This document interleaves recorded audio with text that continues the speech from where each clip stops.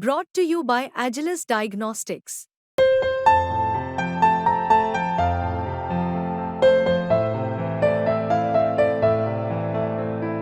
Agilus Diagnostics.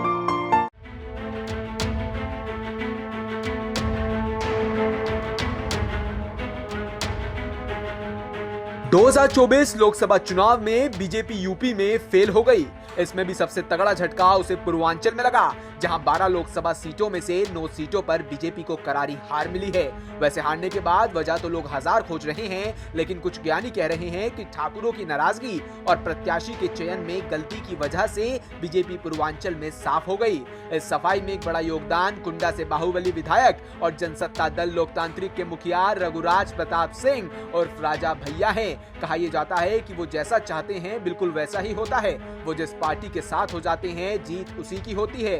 पर भाजपा के लिए सबसे बड़ी चुनौती होगी यूपी में 2027 के विधानसभा चुनाव, क्योंकि चर्चा ये चल रही है कि अगर सपा मजबूत बनी रही तो 2027 के विधानसभा चुनाव में राजा भैया सपा का साथ दे सकते हैं। इस चर्चा को थोड़ी सी हवा जनसत्ता दल से एमएलसी और राजा भैया के करीबी अक्षय प्रताप सिंह से जब हमारे संवाददाता ने बातचीत की तो उन्होंने कहा कि बीजेपी के पूर्वांचल में सीट हारने की वजह ठाकुरों की नाराजगी भी है। अनुप्रिया पटेल के बयान का असर भी था। कुछ लोगों ने बयान दिया कि राजा ईवीएम से पैदा होता है, उससे नाराजगी थी, क्योंकि चुनाव के बीच ये बयान काफी टारगेट कर दिया गया था। क्या लगता है कि पूरा ठाकुर जो वोट था वो नहीं गया बीजेपी को इस बार, नाराजगी की वजह राजा भैया का अपमान? देखिए, ऐसा है कि राजा भैया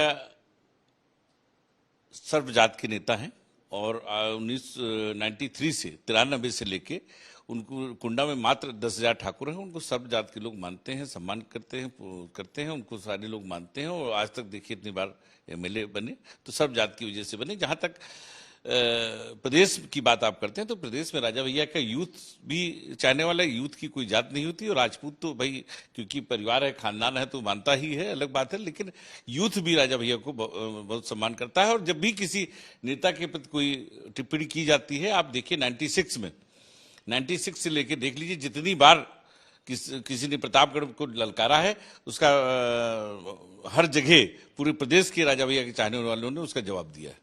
किसी के कहलाने पे ऐसी बात नहीं बोलनी चाहिए कि ईवीएम से पैदा होता है, क्योंकि आप भी जानते हैं कि लोकतंत्र संविधान जो 1947 में रियासतें खत्म हो गई तो लोगों को एक ही अधिकार मिला है, मताधिकार। और अपने मत से आप अपने 5 साल के जनसेवक चुनते हैं। तो जब जनसेवक चुनने का अधिकार मिला है तो उसको ये कहना कि वो राजा पैदा करता है, ये तो बड़ा दुर्भाग्यपूर्ण है। इतना ही नहीं, यूपी तक से जब सपा के नेता और प्रवक्ता मनोज सिंह काका से खास बातचीत की तो वो भी राजा भैया की तारीफ करते नहीं थके। राजा भैया के बारे में इतना कहा जा सकता है कि देखिए भाषा कम से कम अच्छा वो बोलते हैं। अगर दिल और दल अगर मेल मिलाप हुआ है तो हम किसी भी तरह जो हमारा उनके तो एक समय में वो स्वयं कहते हैं कि नेताजी ने कितनी मदद करी। लोकसभा चुनावों में राजा भैया का रूप देखने के बाद अब कयास लगाए जा रहे हैं कि क्या वो 2027 के विधानसभा चुनावों में अखिलेश के साथ आएंगे या नहीं, और अगर साथ में आ गए तो फिर भाजपा किस तरह रोकेगी अखिलेश और राजा भैया के तूफान को, ये देखने वाली बात होगी। आप अपनी राय कमेंट बॉक्स में जरूर बताएं। ब्यूरो रिपोर्ट यूपी तक।